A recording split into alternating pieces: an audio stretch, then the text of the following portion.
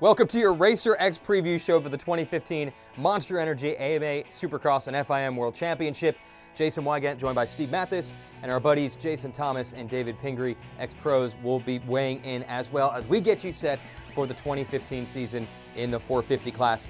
And every year, Steve, we say it's wide open, anything can happen, anyone can win, but this year, unequivocally, unimaginatively, absolutely, positively, it is true because the champion is not here. Ryan Villopoto will no longer be racing in the United States. He's out. Yeah, four-time Supercross champion Ryan Villopoto gone, racing the GPs. And you're right. Well, you're right and you're wrong, Weech. It kind of leaves it open for a number of riders to win. But really, when you look at the rider with the second most wins last year, thrilled us week to week, James Stewart, Yoshimura Suzuki's lead rider. I mean, he made it rain yellow. He's exciting. You never know what he's going to do. What you got there? Provisionally suspended. Oh, he's out. He's out. He's out. Oh, breaking news. He's out. James Stewart is declared ineligible for the entire 2015 season. We'll just put this stuff away. Well, that's no quads, no scrubs. It's gone. Nothing. All gone. Nothing. And who's going to jump 5 in a row now? When there's 5 to jump. Who's going to? Did you expect this? It says 16 months. 16 months, bro. Retroactive to last April, so he could potentially maybe race the final national or two, but we will not see him at Supercross. We don't have enough tape to go into this, but let me just say, I'm shocked at the amount he was suspended Yeah, same for. here. I believe there should be a penalty. He didn't follow the right procedures like every other rider. Nowhere did I think he would not thrill us this year in the Supercross series at any point. And I've gone on record as saying a few times that I didn't think he'd miss a race. Looks like just maybe the first thing I ever got wrong, I think. Yeah, that's why we tape these things, so we can prove the other times you got things wrong. So Stu is out. That's a shocker for the sport, although to be honest, like you said, we would run out of tape, we went through it. Apparently this is based on World Anti-Doping Agency policies, I guess in other sports, and he's just been hung up around that. He will appeal, and we've heard that the AMA has sent a terse letter to the FIM. I don't think that's going to change anything. Free Stu. Yeah, Stu's out, but we know who's in. He's always in. You can always count on him. James Stewart's best buddy. Always there. I get a kick, Weege, out of the Chad Reed talk because we wrote a column about it last week about nobody believing in him. Chad himself has said everyone has counted him out. Who are these people? I want names. I want names of who is counting him out. He's a 2-time Supercross champion. His 2 wins last year. And at one point, going into San Diego, he was 2 points behind Ryan Villopoto for the lead. His 2 wins last year were some of the most emotional, amazing wins I've ever seen on the circuit. He was writing a brilliant story. Yes. He had come back, shown us that he's great on the Kawasaki.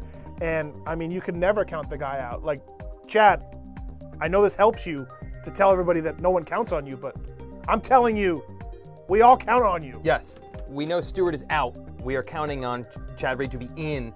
But let me play a little trick on you here. Okay. This is what the trainers do. I want you to visualize. Yeah. Close your eyes. Yeah. You say you believe in Chad Reed. We all say we believe in Chad Reed. But can you actually picture Chad Reed holding the #1 plate in Las Vegas in May? Do you actually believe in him that much? No. That's the problem. I don't. Well, look, he's had some injury problems over the years. He hasn't made a full season Supercross since 11. Missed 1 race in 13, was kind of off that whole year though. He was off a little bit. He didn't have a great Lucas Oil Motocross series. Not that that matters that much. No, he's come back from that. There are a few questions. Yeah. But he's in the pot of riders that could win this championship. Absolutely. I don't think he's the odds-on favorite. He will win races just like he did this year, and he'll be a consistent force in there. I don't see him with the title, but that still doesn't mean no one believes on you. That doesn't mean everybody's pooping all over you. No. Because we don't see him with the title. You know who is definitely not pooping all over him? No. I can tell you who he can count on to count him in. It's good buddy Jason Thomas. I heard Chad Reed guy. JT has told me that Chad is looking good. I'm shocked at this revelation. Of course. Now, last year on the show, JT said he had never been more motivated to see Chad Reed race. So let's see if that enthusiasm remains for 2015. I'm betting it will. We're going to send it to our guy JT, who we wanted to have in the studio, but as soon as he arrived at the office, our boss Rita Coombs said, "Who the hell are you?" and put him to work doing menial chores, because I don't know if she knows he actually works for us. Probably not. So JT is going to be doing some work in the office. We're going to get a camera and ask him what he thinks of Chad Reed and James Stewart. Who are you anyway? I'm whoever you need me to be. Did you bring a chair? I did not. We have a chair right here, though. Do you make lunch? I'm gonna go make lunch now.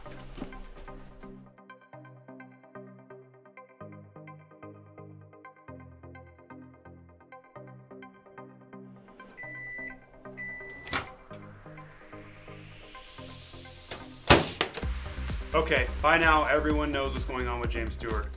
What a mess that is. Get it, Wada? Anyway, I'm not even gonna mess with that. Way too crazy for me. Let's talk about Chad Reed.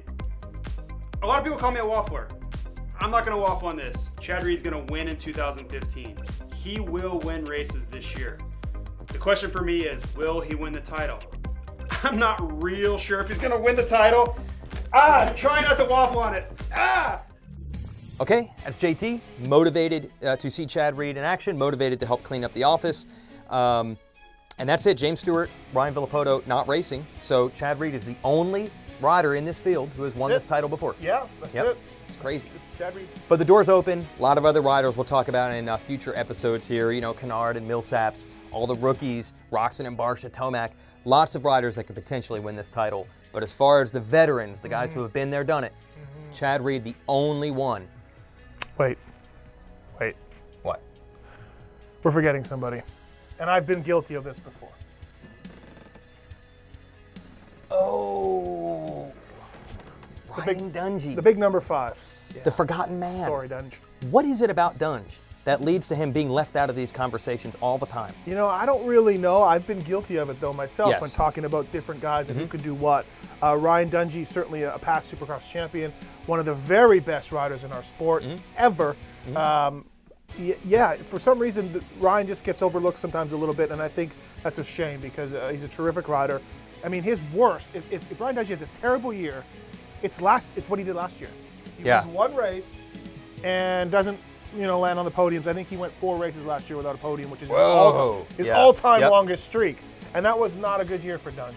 Last year, a ton of people said, man, Dunge just didn't have that spark this year. He just didn't seem like the same. He finished second in the points. Yeah. So he's constantly being forgotten. I think everyone fits into this category, the old guys, the new guys, the flashy guys, and then there's Dungey, who's not any of that and maybe just a little bit of it, but he fits kind of in his own category. So there are a few things to talk about with him, though.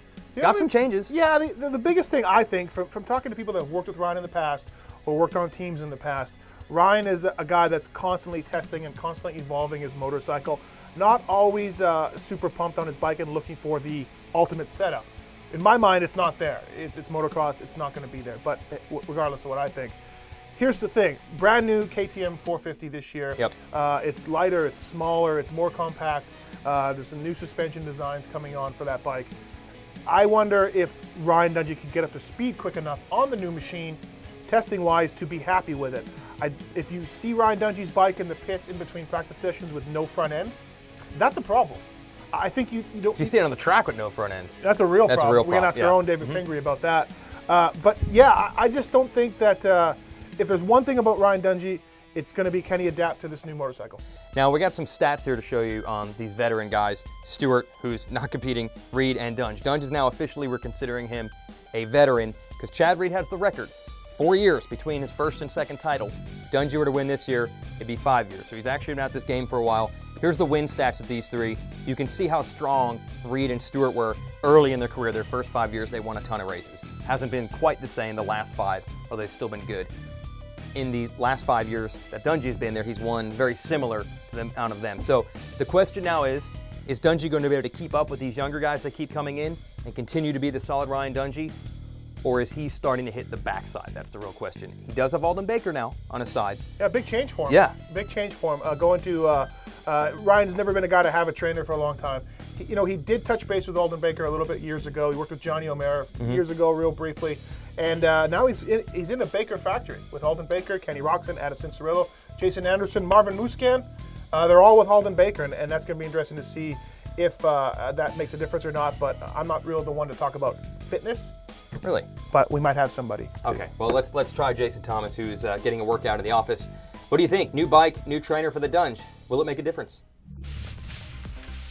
Training equipment. For racers, you always want the best training equipment available. For Ryan Dungey, he went out and hired the best trainer out there, Alden Baker. Keep in mind, the past few years, Alden Baker's always been with Ryan Dungey's arch rivals. For years with Ryan Villapoto, last year with Ken Roxon. That's changing for this year. How will that work out? I think it's going to be fine. I'm more worried about a brand new motorcycle for Ryan Dungey. A lot of things happen with new motorcycles. We've seen a lot of variation in results with new guys on new motorcycles. In the end though, I think everything plays out. The same Ryan Dungey we've seen, win a race or two, be there at the end of the series, that's the Ryan Dungey we're going to see in 2015.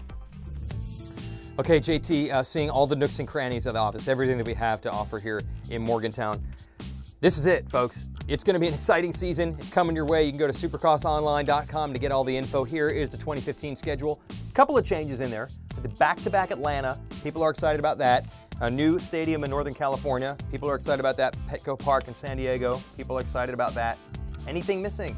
People aren't excited about the loss of Toronto, which was in Canada, which was a terrific race, and hopefully we end up going back there one day, but RIP Toronto. Maybe. In Seattle, we bid you peace as well.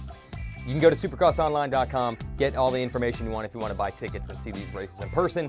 And if you want to see more of our shows, keep it tuned here for the next couple of days. We're going to have 5 episodes telling you everything you need to know about Monster Energy, AMA Supercross, and FIM World Championship.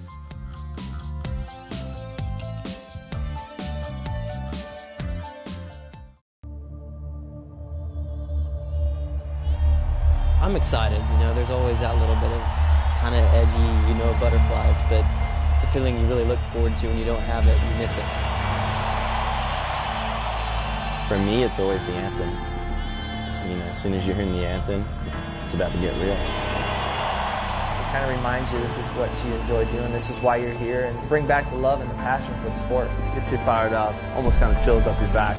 The speeds are faster, the intensity's higher, and everybody's training hard and working hard physically and raising that bar. The tension is really high right now. You know, who's going to be the next guy? You know, a lot of guys are going to be, you know, pushing and shoving for that position. There's blood in the water for sure.